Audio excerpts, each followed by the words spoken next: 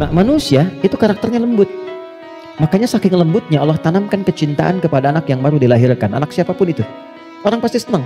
Pengen gendong, pengen cium dan sebagainya. Pertanyaannya, kenapa kok tiba-tiba kata-katanya bisa menjadi kasar?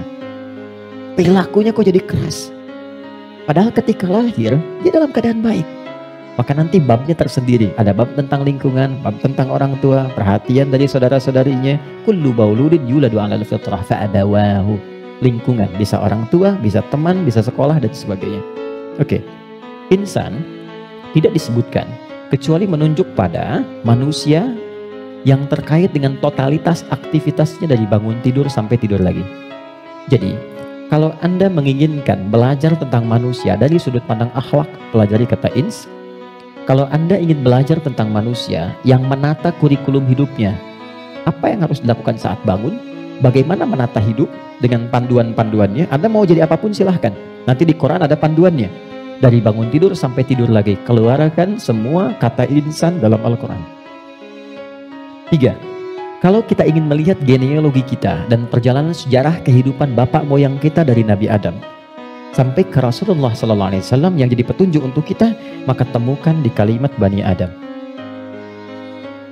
Jika Anda ingin belajar tentang bagaimana membangun hubungan yang baik secara sosial dengan teman, dengan lingkungan, dengan tetangga dan sebagainya, maka keluarkan semua kata nas dalam Al-Quran. Tapi kalau Anda ingin belajar tentang menata nafsu yang ada dalam jiwa setiap manusia, maka keluarkan kata bashar dalam Al-Quran. Disebutkan sebanyak 35 kali dalam bentuk tunggal dan sekali dalam bentuk dual.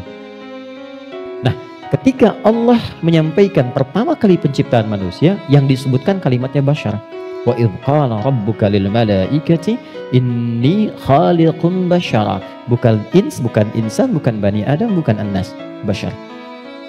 Apa tahapan penciptaannya? Ini intinya.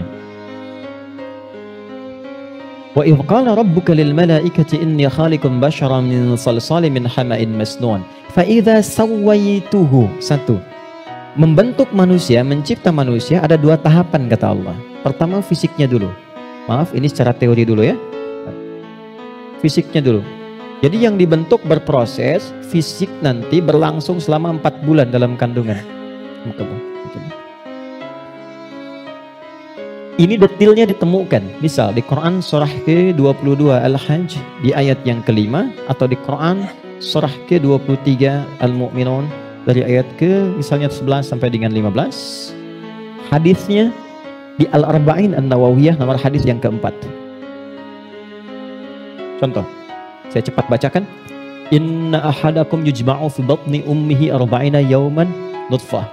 Setiap anak cucu Adam sebelum terlahir dari rahim ibundanya akan mengalami proses selama 40 hari pertama pertemuan spermatozoa dengan ovum, proses. Thumma yakunu mithla dzalika 'alaqah. 40 hari yang kedua membentuk zigot yang mulai menempel di dinding rahim, mulai berproses. Thumma yakunu mithla dzalika mudghah. 40 hari ketiga berbentuk mulai ada daging keratan, mudghah. Sekarang di kurikulum kedokteran di fase modul awal, namanya modul tumbang, tumbuh kembang, itu sama, diksinya sama, menggunakan kata mudghah. Pernah ada anak dari UIN kedokteran datang ke saya, Ustaz saya minta belajar. Saya bilang, Anda dari mana? Kedokteran. Berikan dulu semua modul Anda ke saya untuk saya pelajari dan saya belajar dari Anda, baru kemudian Anda boleh belajar dari saya. Maka saya temukan di antara modulnya ada kata mudghah di dalamnya. Baik, itu usia 4 bulan, 40 hari ketiga. 40 kali 3, 120 hari, 4 bulan. Thumma yursalu ilaihil malak fayanfukhu fihi ruh. Ini poinnya. Di usia 4 bulan ini barulah diperintahkan oleh Allah ditiupkan roh. Karena itu kalau ada yang tengah mengandung usia 4 bulan, itu rohnya sudah masuk. Tadi ya? Dan di situ nanti ada tuntunan bagaimana mendidik anak sejak dalam masa kandungan. Kami pernah share ini di hari Quran dan dipraktekkan. Alhamdulillah begitu anaknya mulai bicara yang keluar Quran.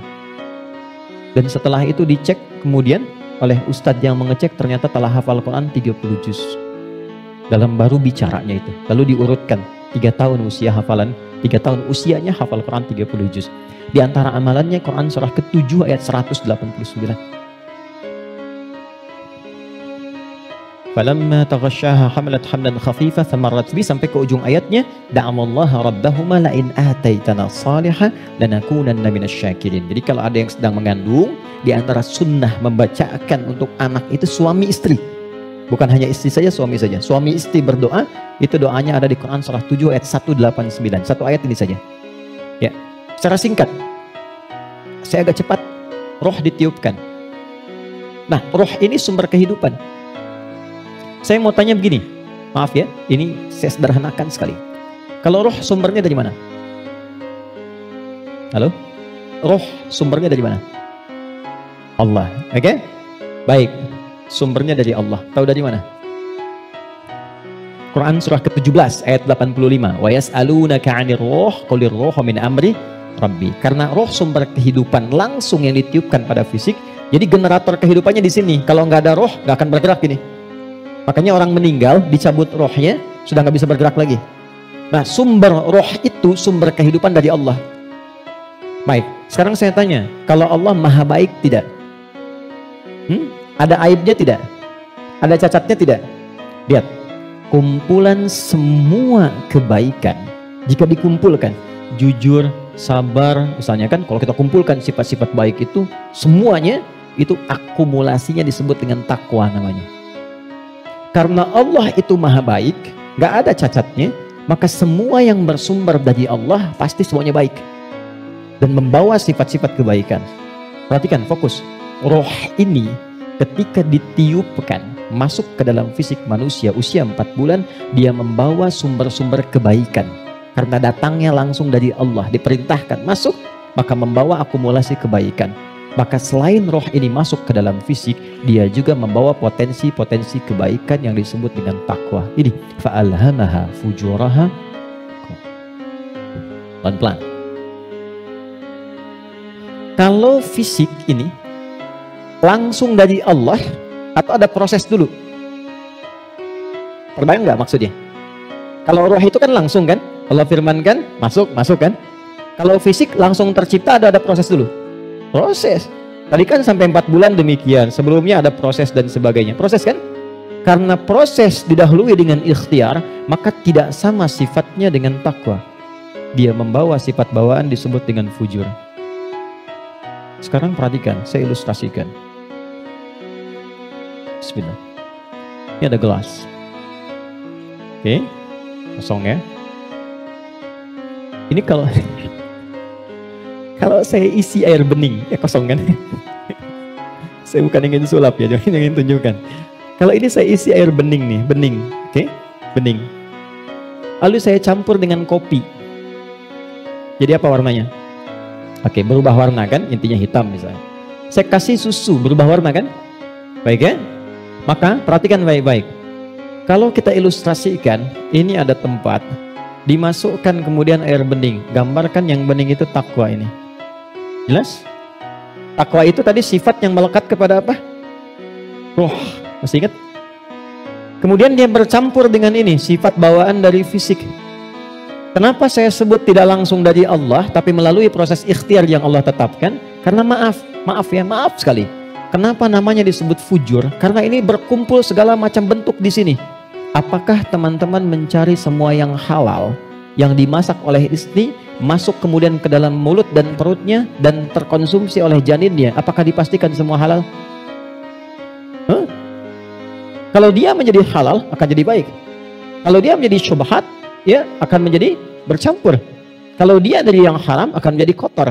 Karena itu yang bersumber di fisik disebut dengan fujur, yang ini pasti baik. Tadi saya katakan kalau campurannya susu bening bagus, nyaman. Tapi kalau campurannya kotor, lumpur dan sebagainya, maka jadi bermasalah.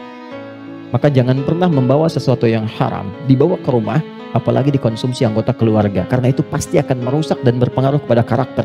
Karena masuknya ke sini. Itu pasti tuh, pasti. Ini bawaan dari gabungan fisik, sifatnya fujur, yang ini roh membawa sifat takwa. Karena takwa yang bening bercampur dengan fujur, maka merubah keadaan roh. Yang tadinya murni seperti biasa, karena roh membawa sifat takwa, nyampur jadi ini, bercampur dengan fujur. Maka merubah nama roh kemudian menjadi nafas. Pelan-pelan, pelan-pelan. Kalau roh saja yang dibawa sifat takwa, udah pasti baik tuh. Tapi karena dia bercampur dengan ini, yang bahannya banyak tuh, ya, dan sifat fujur, maka berubah nanti dari sifat yang takwa ini bercampur dengan fujur, merubah nama roh saat masuk ke dalam tubuh, berubah menjadi nafas. Dari sini diserap ke dalam bahasa Indonesia menjadi nafas. Ya, maka dikatakan seseorang bisa bernafas ketika rohnya masuk. Tapi dalam keterangan Al-Quran bukan cuma bisa nafas, di situ akan tergabung takwa, potensi yang dibawa oleh roh sebagai sumber kebaikan. Di sini ada fujur, potensi yang dibawa oleh fisik, ya, yang kadang-kadang menjadi lawan daripada sifat kebaikan. Sampai di sini bisa dipahami? Artinya apa? Artinya, maaf, di dalam diri kita ini, siapapun manusianya, pasti ada potensi kebaikan. Ini sifat dasar manusia itu baik. Itu sifat dasarnya. Nggak ada yang nggak baik. Makanya, maaf, sepencuri-pencurinya pencuri, sebetulnya hatinya menolak. Ketika akan mencuri, pasti hatinya menolak itu. Itu salah. Karena itu pencuri nggak mau dicuri. Coba kalau 3 orang mencuri, yang satu misalnya menyembunyikan hasil curiannya, maka bosnya akan berkata, maling kamu. Padahal mereka baru maling.